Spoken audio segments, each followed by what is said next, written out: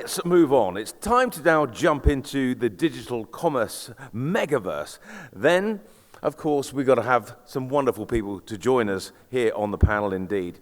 We've got esteemed leaders who are here to share experiences and managing the e-commerce businesses to show you how to get exponential growth. Please welcome to the round table, about to start our first session today, Ronnie Froelich, the co-founder of Golden Scent, Halima Jamani, the CEO of Kibson's e-commerce, Saeed, yes, you can give them a round of applause, Saeed Al-Suwaidi, the CEO of Memoir Jewelry, Mamoul El-Feki, the Associate Vice President of Retail, the Middle East of Lenskart, Rajat Astana, the COO of Eros Group, Mukta Parain, the founder of Miss Palatable, Deborah Henning, the founder and creative director of Deborah Henning, Anrat Grav, the regional country director of SellAnyCar.com, Sebastian Shi is back under the light with the CEO of Huaewi Cloud UAE, Lina Khalil, the CEO of Mum's World, Bikram Manjeshwar, the CEO of e-commerce platforms of Ghassan Abood Group, and Sunil Simmons II, the co-founder and CEO of Mall for Women. And to moderate the session, Carl Nader, the partner and managing director of Alex Partners. Carl, over to you.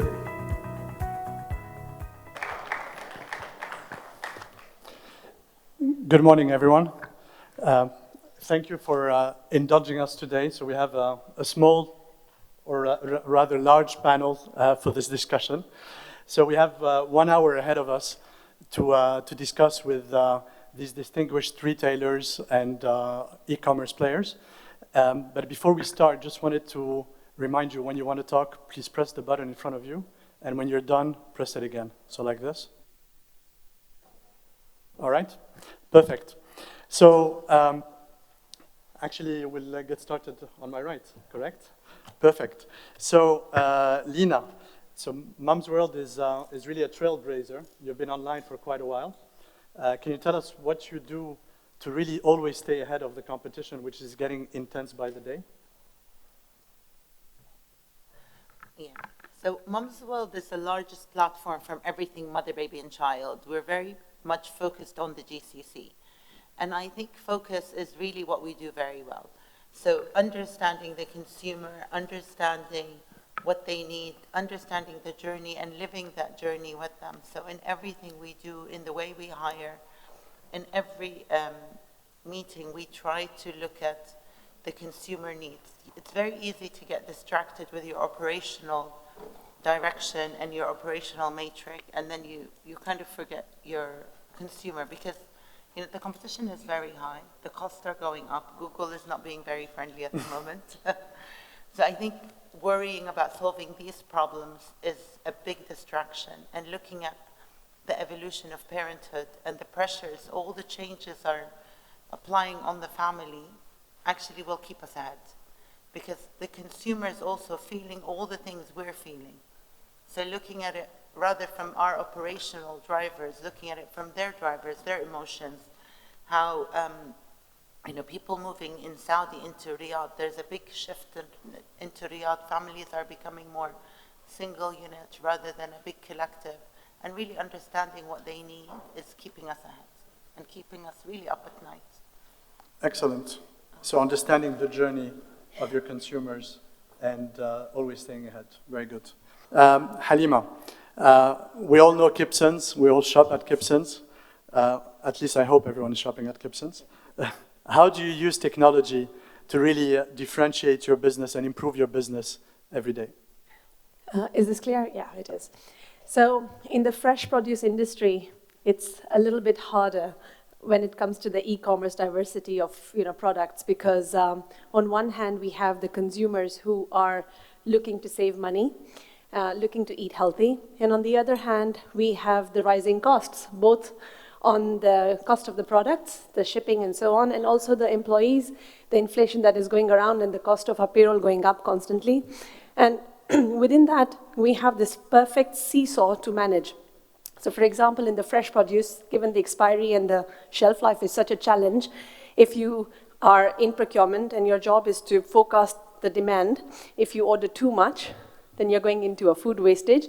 If you order too less, then you're disappointing the high expectations of consumers. So you have to find that sort of a right balance and make sure that you get that productivity out of humans who are, in this generation, difficult. I mean, we all talk about the biggest challenges of entrepreneurs, and I have reflected to say that for me, it's people. So what we've done in the last year at Gibson's is whatever perfection we were hoping to achieve out of the team, we've directed that and set to the computer. So taken the trends, taken the demand planning, and actually 100% of our local procurement is computer generated. What that does is it helps us sort of manage this AI, reduce our costs, and then achieve all the previous metrics I was chasing endlessly. So the performance appraisals become easier when it's automated, right? Exactly. AI is very responsive to appraisals. Excellent. Thank you, Halima. Vikram, so can you tell us a bit about the business, the e-commerce platforms of the Ghassan Aboud Group, and how do you really use customer and geospatial analytics to really differentiate the business? Sure. Hope I'm audible. As a way of introduction within the group, we run 3 e-commerce platforms. 2 are on the B2B side, and the B2C platform represents grandiose supermarkets. I'll talk about our B2B platform today because it does also reflect on the B2C layer. BuyGrow is a platform that caters FMCG products to the retailers and traditional retailers across the UAE, and we run a next day supply chain for these retailers. How we make this platform successful, and it reaches about 85% of the traditional retail base, is through a 4R approach. So that's responsiveness, relevance, retention, and reliability. Now, it's a fine balancing act, as Halima said, in terms of balancing the P&L with the asks of our customers. But I'd like to start with relevance, where we combine the customer profile with what we define as the micro market profile. So what we've done is we've divided the entire UAE into small micro markets. So you could have Al Barsha 1, Al Barsha 2, etc. And looked at the customer demographic of those micro markets. And on the other hand, we've looked at geocoding all of our retailers and defining how their purchasing behavior is reflecting these customer micro markets. And on the reliability side, we aim to deliver upwards of a 98% fill rate. Easy to do in a B2B business when I'm running a 100% inventory model, and therefore ensuring that our retailers are not out of stock for their end consumers.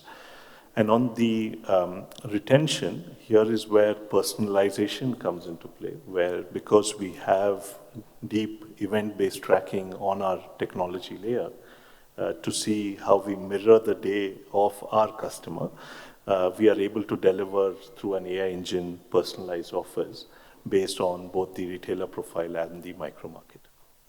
Very interesting. Thank you very much, Vikram. So Mukta, tell us a bit about Miss Palatable and how do you really differentiate the brand in beauty? Okay, so Miss Palatable is an e-commerce platform that focuses specifically at conscious beauty brands. What we do is we curate and we bring in brands from all over the world, as well as we work with local distributors, and we cater specifically to the niche aspect of the industry, which is conscious beauty brands. So what sets us apart, I would say, is that, first of all, we are very niche in the way we curate our brands. We specifically look at the kind of brands they are, their philosophies, formulations in terms of ingredients. Most of our brands are actually woman-owned, female-owned as well, vegan, cruelty-free. So we do focus at that side of the industry. At the same time, during our interactions with a lot of our customers, we also came to realize that a big stereotype that was occurring within this side of the industry was that people assumed that clean beauty was expensive. And we started working on finding actually brands that were a lot more affordable. So that's really where our focus has gone as well. If you look at some of the brands that we have, they are maybe less than 150 dirhams, which is quite impressive for brands that are in this industry. So what we're trying to do as well is we're trying to break the stereotype that's out there when it comes down to clean beauty brands, that they have to be expensive. Affordable. Yeah. Yeah, excellent. Ronnie, so can you tell us a bit about Golden Scent, and also how do you differentiate the brand in a crowded beauty market? Yeah, good morning. So as Golden Scent, we are the largest online retailer for perfumes in Saudi and the Middle East. And largest also means that we have the largest shoppable fragrance catalog available. So this is something around 20,000 SKUs only in perfumes. So Golden Scent, yeah, or this vast amount of shoppable fragrance catalog is very hard to find in offline retail. By saying so, how do we differentiate? We are focusing clearly on this niche, and this is also what customers identify us with.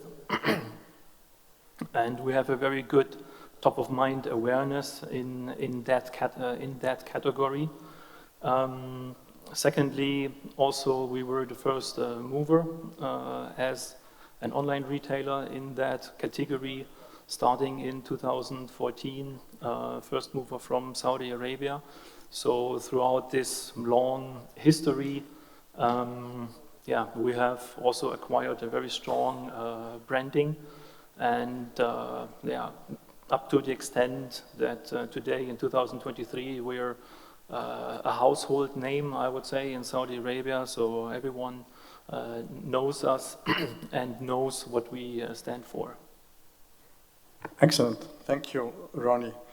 Deborah, can you tell us also a bit about your brand, and how do you balance creativity with commercial viability? Yeah, it's a tricky one. There's always a struggle between the creator and the commercial viability of any business, I think. And I think that people start businesses because they love something and they're passionate about it.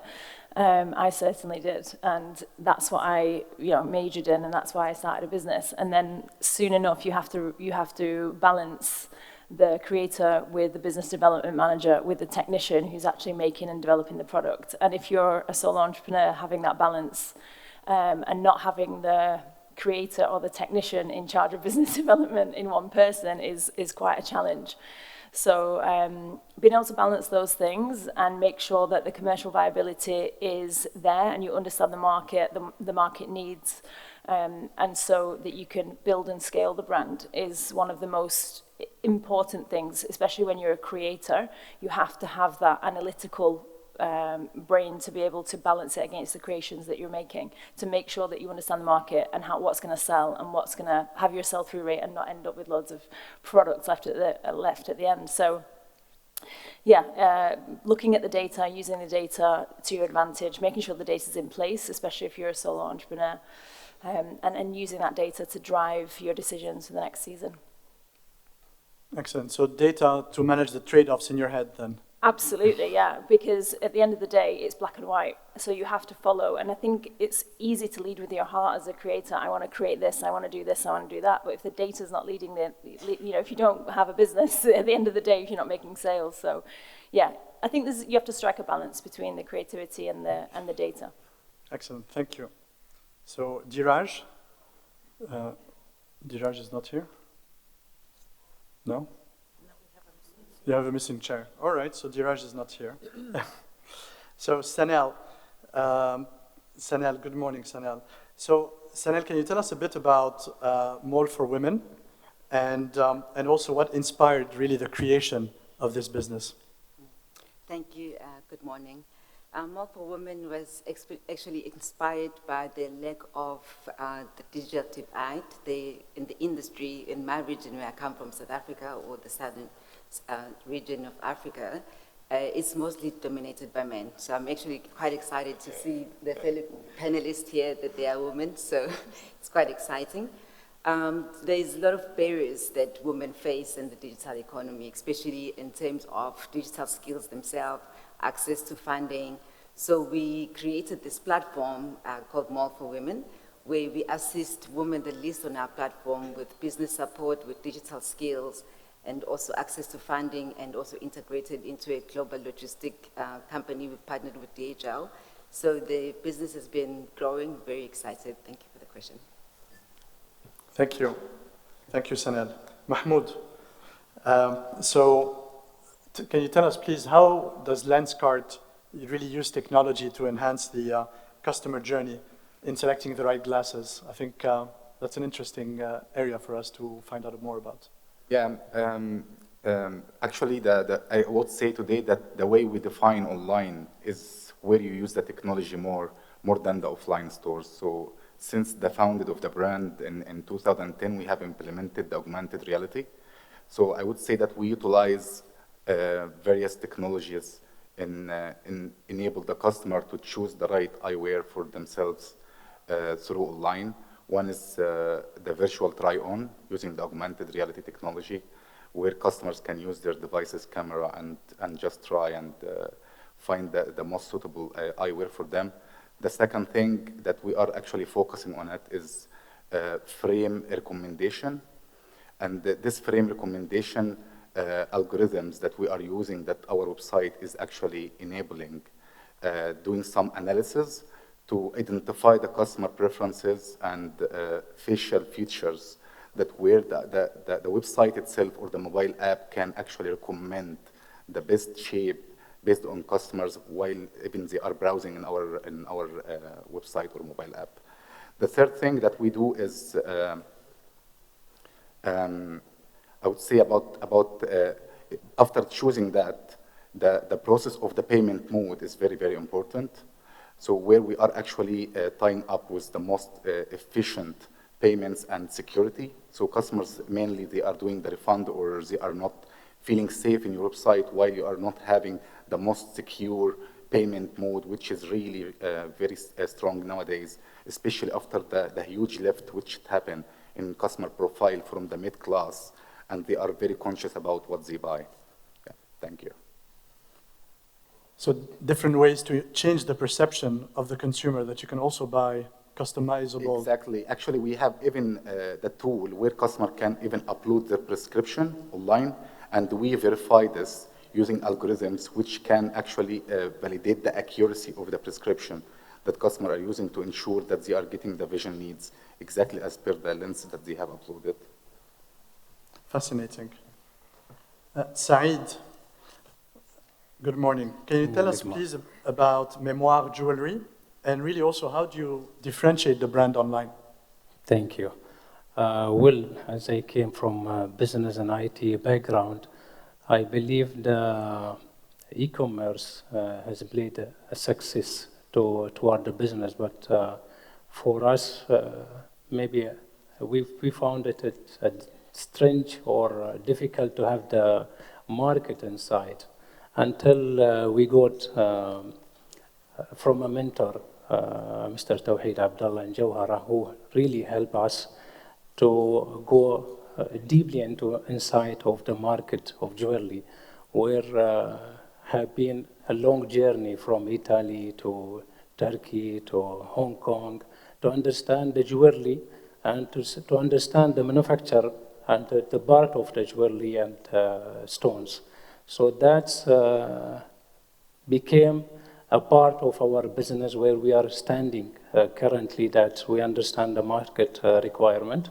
We study thoroughly to find today's markets, that it's not like previously where you need an offline business that people can be standing and go to the shops to find a big set of necklace or earrings. So on online business, you have to differentiate the type of product, the type of jewelry, which I believe maybe our industry more difficult than the others where people can find easily a product.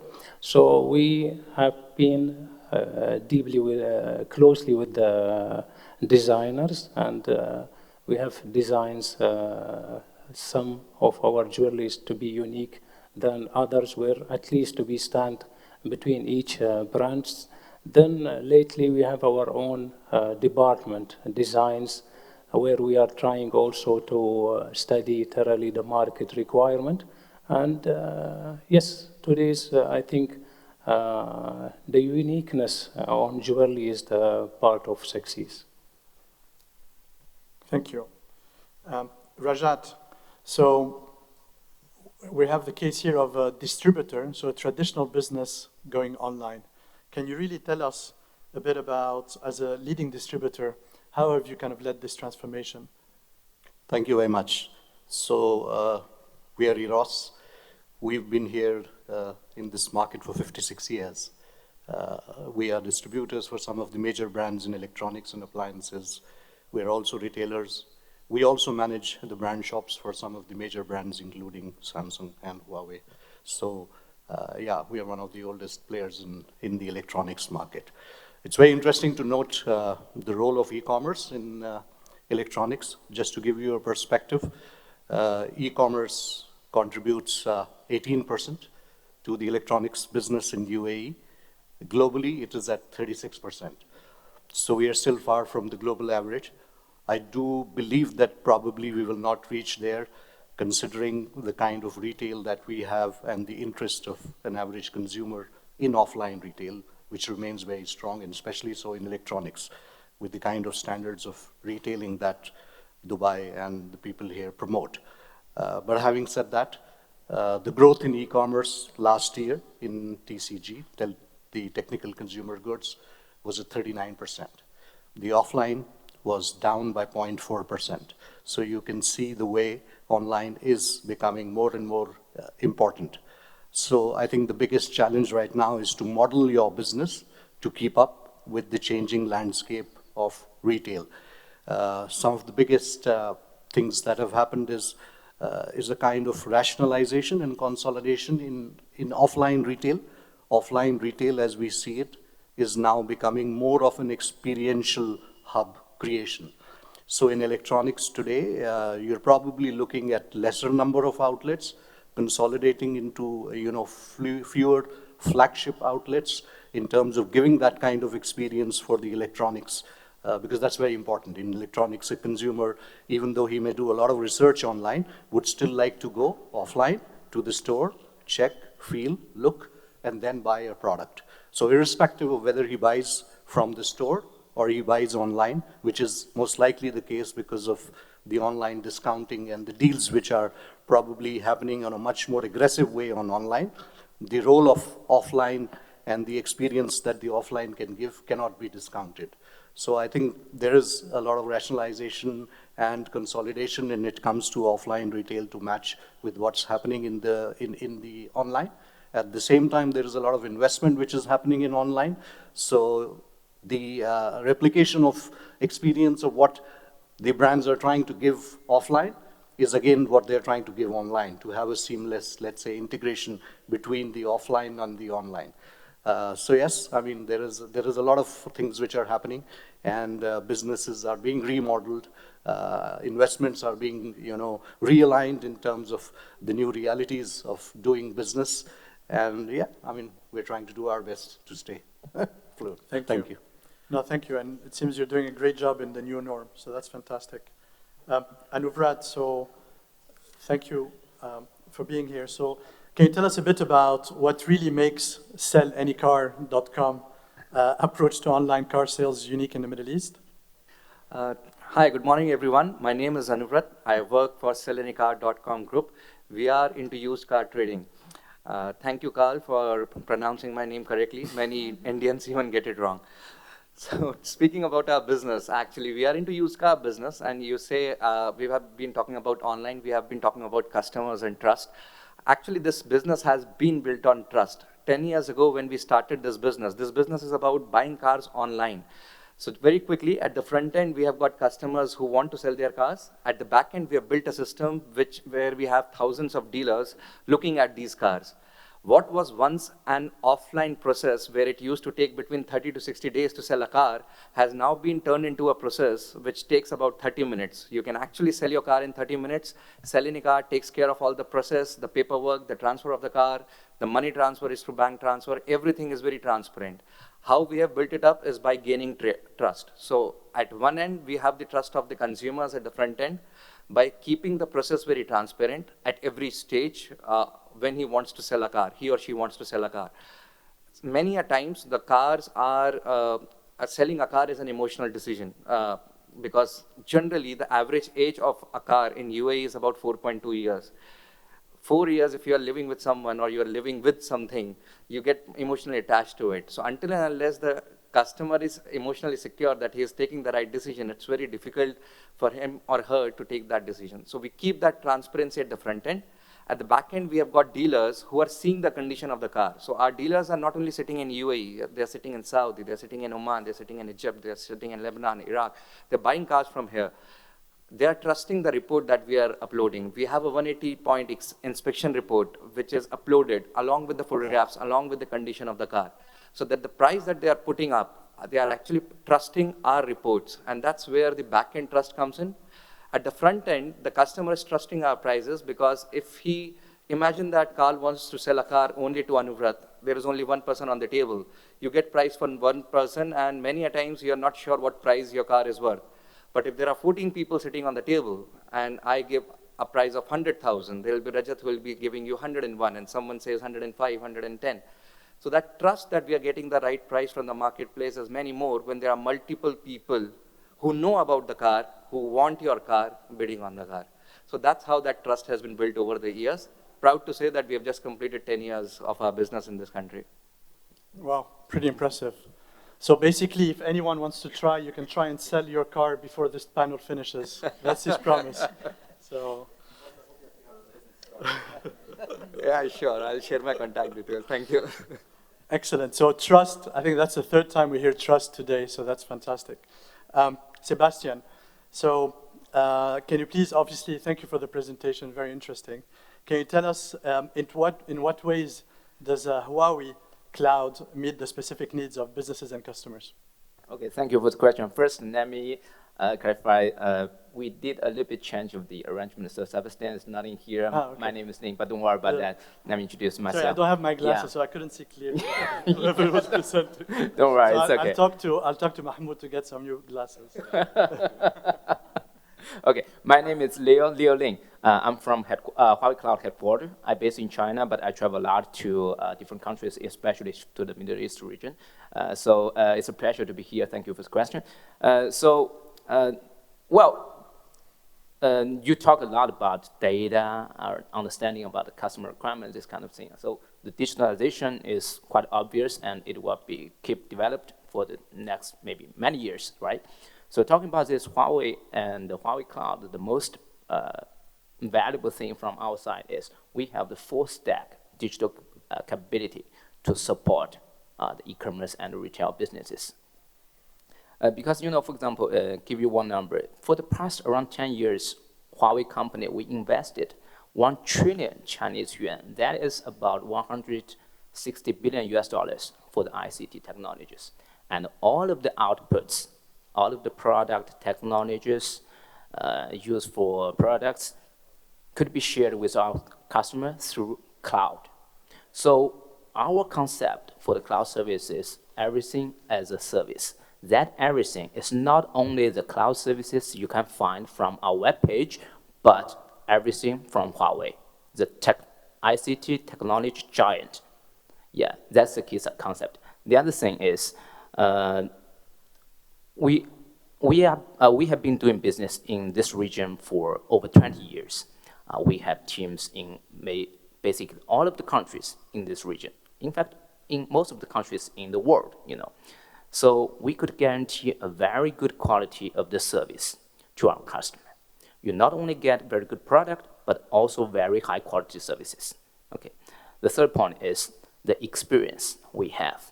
So as Sebastian just shared on the stage, We cooperate with quite a lot of e-commerce, well, very big e-commerce platforms in China, and we learned quite a lot of experience from the market. So we're happy to share all of them to our customers in Middle East region through our cloud platform and through our corporations. That's the feedback I have. Yeah. Thank you very much for that. So I think we're halfway through the panel, and on time we're doing really well, so that's good. So we can still stick to our 2-3 minutes per question, which is great. So Lina, back to you. So we have quite a few entrepreneurs, and obviously you're one of the first startups here that's done quite well. So, but you were recently acquired by Tamer Group in Saudi. You're now part of a very large corporation. So what does that mean for your business? And are you still able to maintain that same level of entrepreneurship that characterized you? Right. Okay, we're technology, we struggle with technology. So it was actually quite an interesting ride. We did 3 fundraisers before we were acquired by Tamer. And Tamer is an interesting group. They're one of the largest pharmaceutical groups in the Middle East. They manufacture, they distribute, and they own retail outlets. So they're very, very far removed from kind of the agile approach that we adopt and normally our partners and our peers adopt. So those two coming together has been a learning experience. But one of the things that's very interesting and we've been able to crack is if you work in Mars or if you work in P&G, as an employee, you get a development plan. In growth companies, your development plan is literally you learning on the job. You have to budget 20 to 30% of the time you don't have to learn because the company is growing so fast.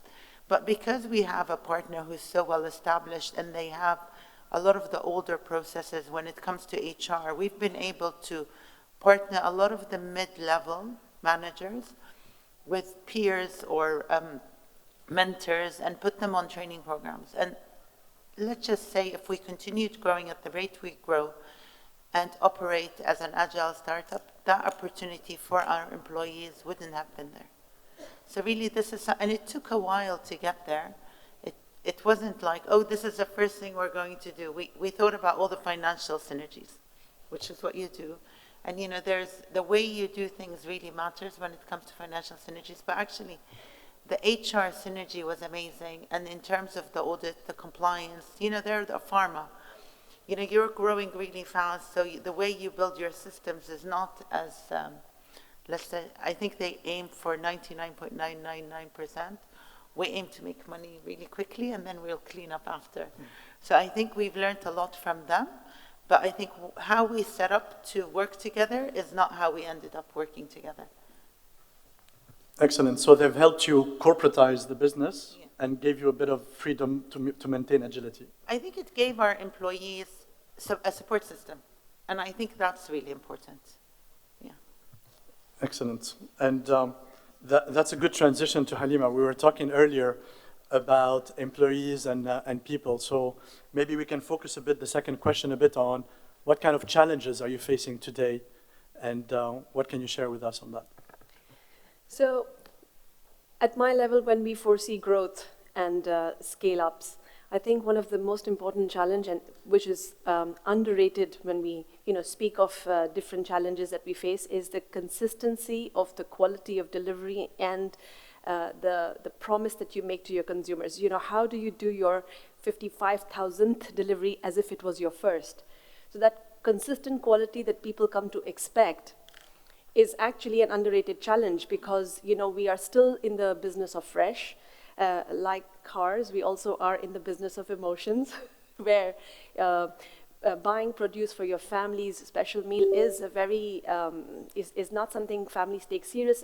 They don't take seriously anymore because of the fact that now the education on health means that the consumers look behind the labels to understand what they are consuming. So when we speak of products that are critical to families' health in terms of vegan, celiac, gluten-free, or just your day-to-day organic fruits and vegetables. They want transparency on information. And for us to scale the business from, let's say, 3,000 SKUs to over 20,000 SKUs in this genre is a consistent challenge. That's one.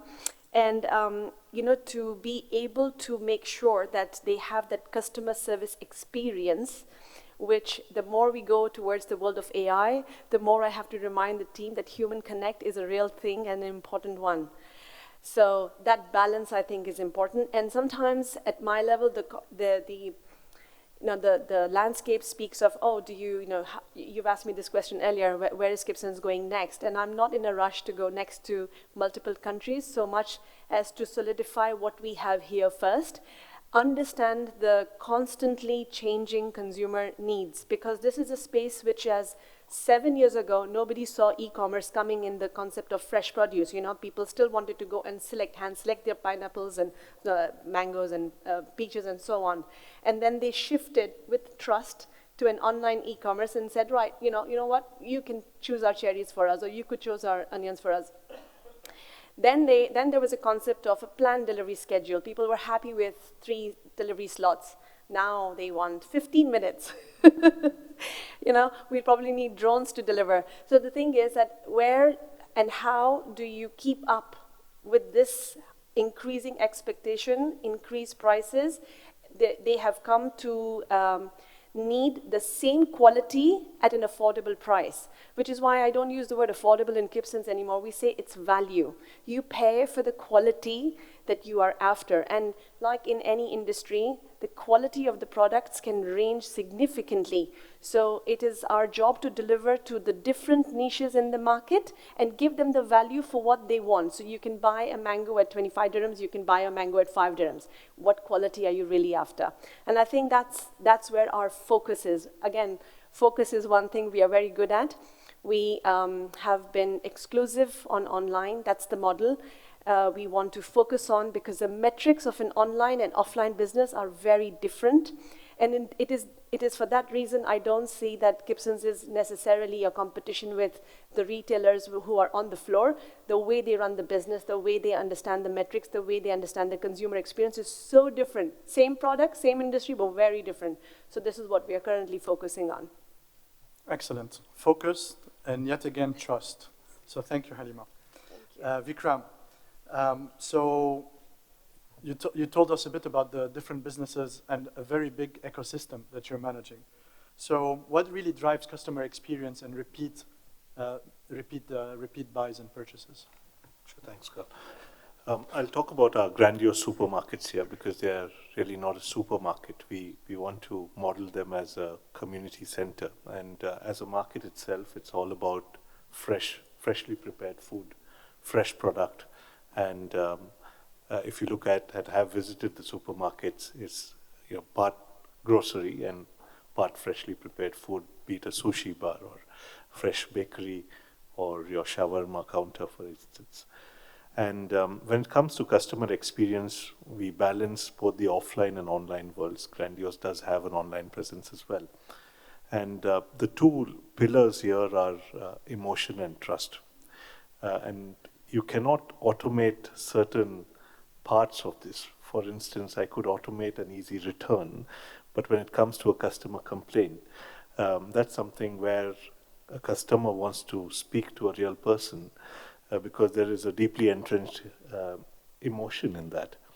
And that's how we start to balance this area of customer experience, not only in terms of how you're treated at the store through our staff training, for instance, but also how is that consistent across the offline and online worlds. And that means an omni-channel approach is sometimes required. You cannot go 100% digital or e-commerce. Thank you. Mukta, can you please tell us, you talked to us about clean beauty, but really when you curate or when you decide on your assortment or product selection, what are some of the key factors you consider, and how do you educate your customers about clean beauty? I think at Miss Palatable, what's part of our backbone, our spine, is actually quality. When we're curating our brand portfolio, we're really not looking at how many brands we can add onto the portfolio as fast as we can. We're really looking more at quality of how the kind of brands that we're bringing on board. Our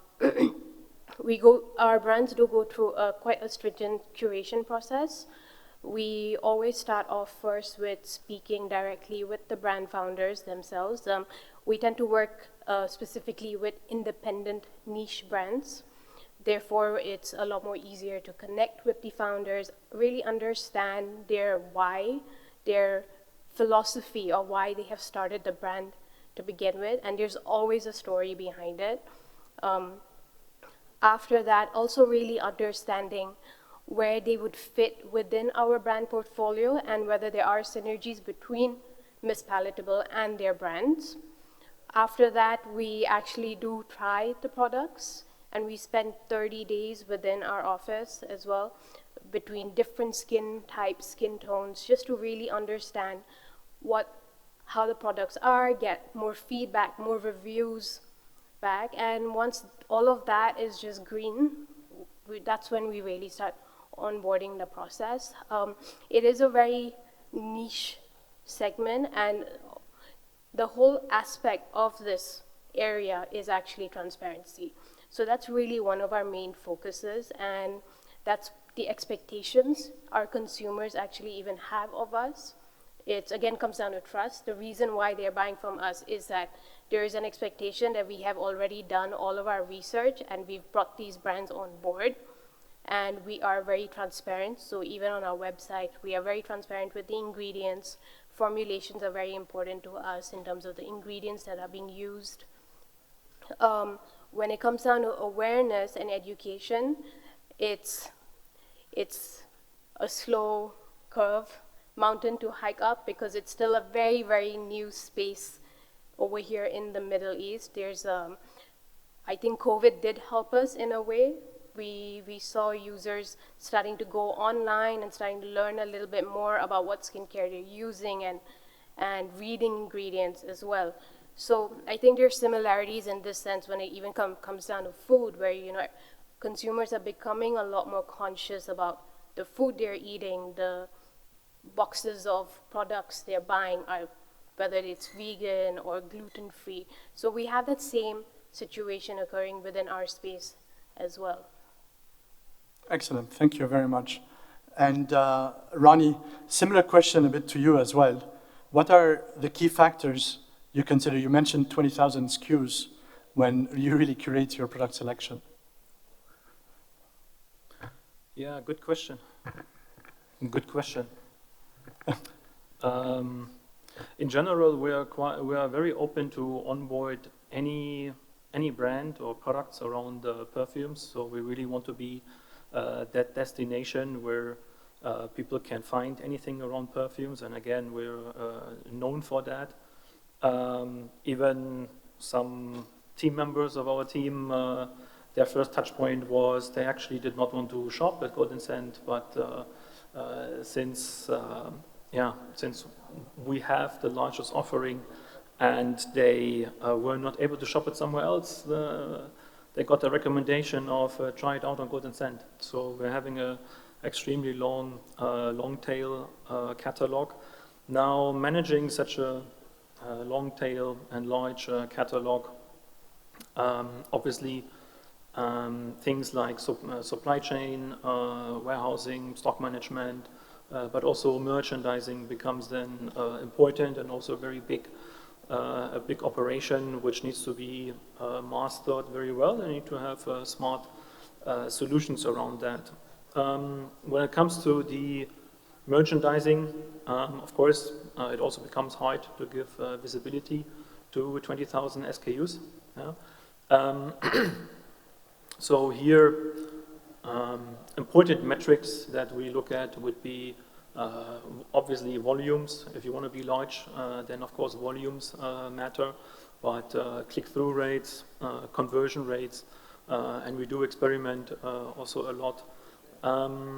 Yeah, overall, I mean, these are just some high-level important metrics. Obviously, there's so much more around it, and it becomes very complex. We have built in last many, many years, a very sophisticated data warehouse with long history from customer side as well as products. We are able to, of course, see short-term, medium-term, long-term trends on which we can also capitalize. And we've reached a level where we have a live view on what's going on the website, the apps, basically on all our operations, which means when everyone comes to the office at 8 o'clock or 9 o'clock, basically everyone knows what's the state of the daily business. And this live view also enables us to react very fast. Yeah? So again, also here we're able to capitalize on very, very short-term trends. So if anything happened yesterday, we are able to react today or even throughout the day. Excellent. So can I just, maybe a follow-up question. You mentioned smart solutions in merchandising.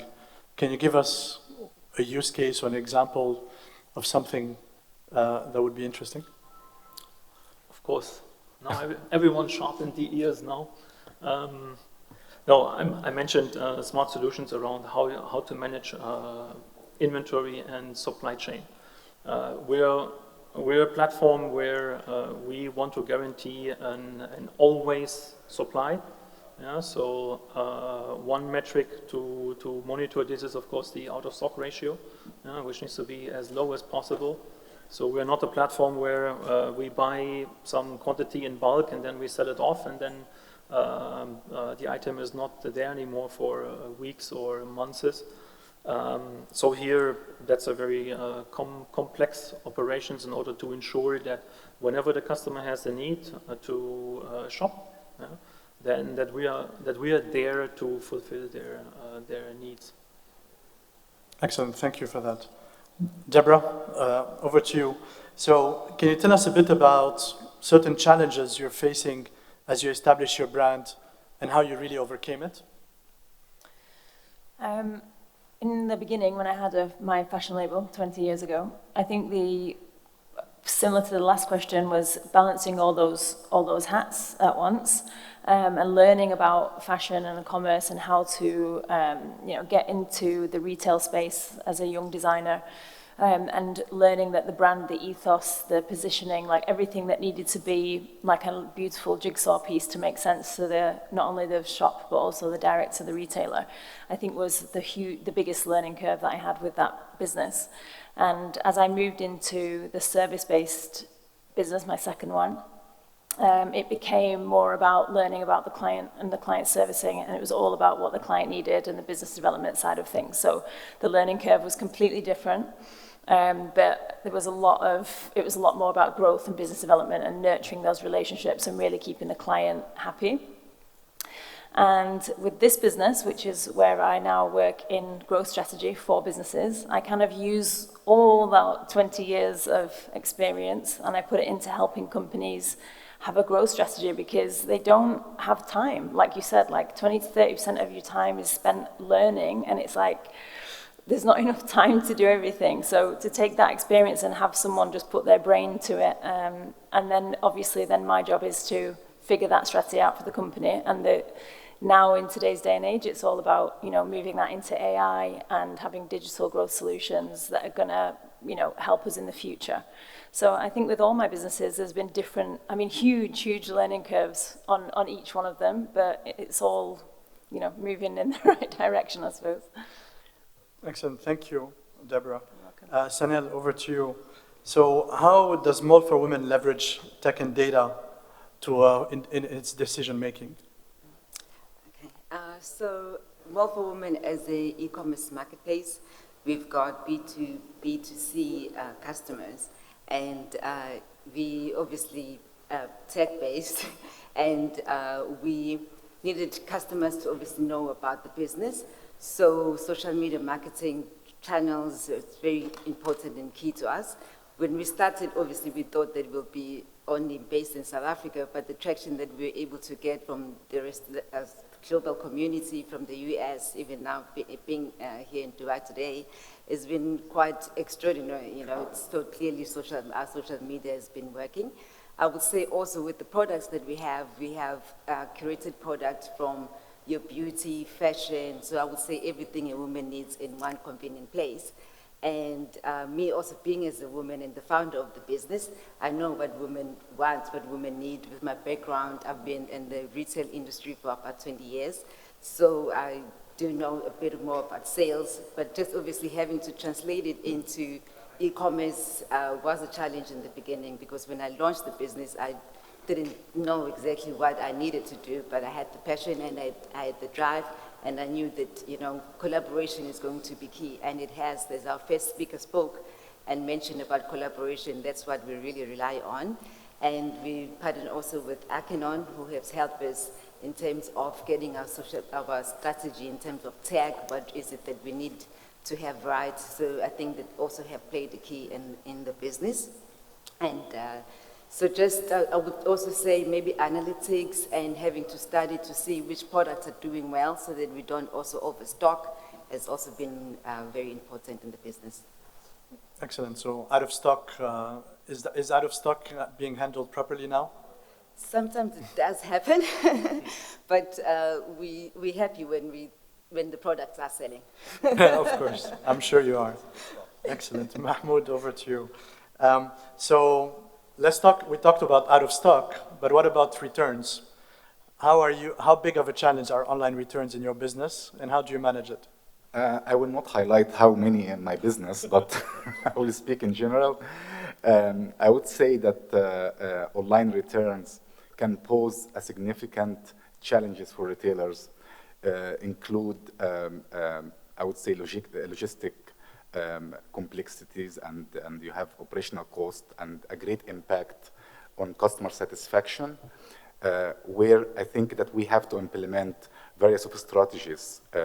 Number one, that we have to be clear about return policy, and this needs to be very easy to understand from customer perspective, so they can actually trust, especially nowadays what we have seen of the online return as a trend. It's between 20 to 30% online, which is actually a massive percentage compared to offline. And I think technology is playing a big role in here, especially with virtual try-on, because customers, if they are getting the feel of how I look before I buy, I don't think that they're gonna take a quick decision of returning the item as well. The second point is your quality assurance, and I would say quality or product quality check before the last mile is very, very important, especially sometimes we are like treating the delivery as it's done and money is in the pocket. So people are really in rush to deliver the item without doing the quality check, and it's very, very important before it reaches to customer. Because for customers, it's very easy to press a button and just say, uninstall your application and you are gone. And that's very critical in business. Also adding the product per description, I think the discrepancies we have in online sometimes when you buy, let's say, a shoe, and this shows that you didn't put the right description of the material, how hard is it, should I buy the normal fit for my size, or should I buy a bigger size? I think that the description is very, very important for customers. I'm a customer as well. So I never buy something blindly unless I understand exactly the materials and everything. Data analytics is where you have to crack why returns are happening, and you need to come deeply on the trend of returns so you can actually assure either the quality problem or the offerings that you are giving to customers, and to achieve in the end the customer satisfaction for your online application or website. So if someone orders 5 pairs of glasses, you know that 4 are coming back. Actually, so we provide the loyalty program in Lenskart, and I think this is very interesting that you can buy one, get one for free for 1 year. So if you buy 5, I'm sure that you have at least 2 in your pocket for free, so I don't think you're gonna return them. Excellent. Thanks. Good solution. So Saeed, over to you. So what are the challenges you're facing in the gold industry? You mentioned some earlier, but what are some of the challenges you're facing? I think we are all having the same challenges in common and related to the e-commerce, but I believe in jewelry we have very specific challenges, which we have very difficult payment gateway, which most of the payment gateway, they are not even willing to help us in increasing the cap of amount. Some of them, they are giving us 5,000, maximum to 10,000 dirham per transaction, this is also a challenge. Secondly is the courier. So when it comes to jewelry, they said, oh no, we cannot take care of it. So they increased the insurance of each delivery. So that's also really affecting the price wise. We have also media when it comes to custom products, when it comes to unique. Most of our jewelry, we have a 3 to 5 piece per design. So when we take a photo for that product, it really affects the cost of each product. So there is so many challenges which having issues with us to be online rather than to be offline. So if we compare ourselves between our offline business, we have maybe 90% we are doing great on sales, but when it comes to online, we are affected with 90% difficulties. So that because it's not because of the trust, because of people, actually in jewelry we have maybe just very limited type of jewelry, 18K, 22 or 21. So all they understand, but they don't understand sometimes the size. They saw on the photos the necklace looks big, but when they order it, they found that it's very small piece. So then we have a very bad return policy, and that's why the payment gateway, they said because of the amount increase on return, they are trying to reduce the cap of amount. So technology, it's really helping, but it's keeping trust on people how to get more into buying that product and have it. That's why we are lately having our own photographer and videographer to make it more into reality of that photos. Perfect. Thank you, Said. A bit also in terms of what Mahmoud said, having the right information, clarity, and transparency on the products that they're buying. Excellent.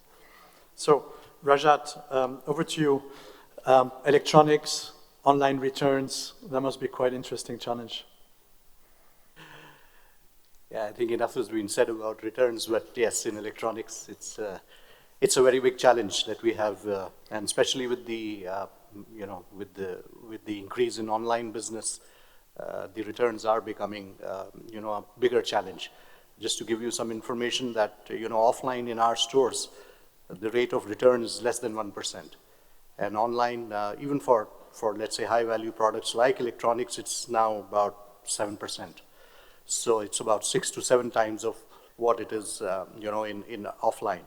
And one of the reasons, of course, is that this is what the online retailers are giving as a convenience. So pretty much you don't have a choice. You have to go with it. The other aspect, of course, is about the information that you put on online, and especially when it comes to electronics and appliances. So as far as you can give the right and accurate information regarding the dimensions of the product, because most of the time it's about a refrigerator which goes to your house and you find it's either too small or either too big, so you return it. Yeah. Or you say that the size I thought was supposed to be big, but this is too small, so please take it back. Yeah. So as long as you're able to put specific, exact, right information to guide the customer, I think these returns can be brought back. Of course, there is the element of cost, because electronics and in terms of cost, the margins are very thin in electronics, by the way, if you understand. And the returns do pose a big challenge in terms of the cost that we have to incur for taking these returns back. So I think one has to work in terms of provisioning these costs into your pricing model, which is very important, so that you're not hit with these costs suddenly and you find that you don't really have adequate provisions to take care of it. And the other is the reverse logistics. Obviously, the customer expectation is that as quick as you deliver, as quickly as you could take back. So the reverse logistics has to be as quick as the delivery process. And that's, again, just one part of it. After it comes back to us, what do you do with it? Because that's the biggest challenge right now, is to find a way that we can realize the value out of it, or in case it's being disposed of, is being disposed of in a responsible manner. So I think these are things that we are working on. It's still work in progress, but I think we are getting there in terms of getting this whole process right. Excellent, thank you. And Uvrat, I hope people don't return your cars. So let's change maybe topic. We have 4 minutes, so for the last couple of questions. So how has sellandycar.com really adapted to the evolving expectations of car sellers and buyers in online? Carl, sorry, I was not listening to your question. I'm just happy you're pronouncing my name correctly. Thank you again. Okay, getting back to the question on a serious note, Carl, a lot has changed in the last few years with the pandemic there. Now, e-commerce was always there and it was always growing. We have been an e-commerce company since day one. In a market where everyone was buying and selling cars online, so I should say offline, going to the markets, trading with people where you don't know the price, we were the first one in the market to bring online business into it, to get multiple partners into it. But we have captured that market, we are the market leaders. But 10 years of business into it, there's a lot of data that we have captured. So there are a few points. The questions that you have raises a few points, that what are the important things that we are into, that we are looking into to expand our business. One of them is data. We spoke about data. We have got 10 years of data. Millions of cars have gone through our channels. 60% of the cars running in UAE have gone through our channels, so which makes us only the second entity after the government to have so much of data. We have got 25 million data points. What do we do with data? Data is the first question. The second is definitely listening to the customers. And on this table, we should have spoken more about the customers. I think that was one missing element. The third thing that I want to bring about on the table is technology and the scalability of that technology and the cost of that technology. So going back to the first point of data, what do we do with so much of data that we had in Sell Any Car? Sell Any Car taught us what type of cars are running, how many times it is running, what is the brand, what is the age of the car that a customer uses, what is the color of a car that customer uses. So very recently, 2.5 years ago, we launched a brand called Carnab, which is for selling cars. So Sell Any Car is for buying cars from customers, and Carnab is a brand which we use for selling cars to the customers. So we didn't have to guesswork that maybe I should buy an A model or a B model to which Mahmood may like. No, we know exactly what customers want. We bought the right type of cars. So that's how data helped us. The second point I raised was about customers. Now, we had, before we launched the brand, we had focus group of customers to understand their problems or what their pain points are. We are dealing with the second highest asset, I would say, a human being generally owns. The first being the home. Second is generally cars. The most expensive asset that you have at home generally is the cars. So we had focus groups, and we addressed a few concerns. And someone, for example, Lena wants to buy a car today. She takes the car home and as a surprise, and suppose her family doesn't like it. What does she do? She's stuck, right, with the car for the next 4 years. We say no. We have a 10-day return policy, no questions asked. Yeah. So on one hand, we were talking about electronics having an issue of the return. We don't have that issue because we educate the customer before we even do that. So 10-day return policy, no questions asked, 2 years of warranty in case anything goes wrong, taking care of the financial work, which none of us like to do on the table. We neither have the patience nor the time to spend millions of minutes walking with the bank, signing papers. All that is taking care of that. If you make the customer comfortable, if you are not having trust issues with the customer, you have solved half your problem. Then the second thing is about the product. The third thing and the final thing that I want to expand upon is the technology. And the use of that technology. So when the corona hit us and all the businesses were closed for about a month in Dubai, we were the only one doing business. We had 100% market share at that time. So generally customers come to our branches for inspection. During corona, we said, no, we'll come to your place. You're not comfortable coming out. So we went to customers. We started something which is now known as home inspection, where we went to their houses, their offices, and we inspected their cars and we made them comfortable. A combination of these multiple tools can help any brand expand. It worked in our case, but it can help in any brand's case. Thank you. Very interesting. And last but not least, so how does really Huawei Cloud ensure data security and compliance? I think We talked a lot about trust, but how do you help in that? Yeah. Well, thank you. This is a very important question. I think, well, compliance is, because as I mentioned in the previous question, we have been working in this market for over 20 years. So we totally understand the local regulation policies, rules for the data security or something else. So we guarantee we could help our customer also to follow all of the necessary policies, rules from the government, from the different regulators. This is the first part. The more important thing is about the security. I understand the data is very important for all of our customers. So, but talking about the security of the data, I think there are 2 points. The first thing is the security of the network, because you're gonna keep the data in your own computer or in the data center or in the cloud, but anyway, there's gonna be a network to be connected to those data. So you need to guarantee the network is secure.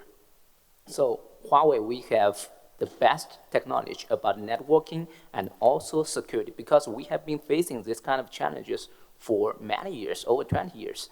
Well, we are facing billions of attacks from the internet every day, you know. So we have enough experience to guarantee the network security for all of our customers. This is the first point. The second point is the security of the data inside of the database.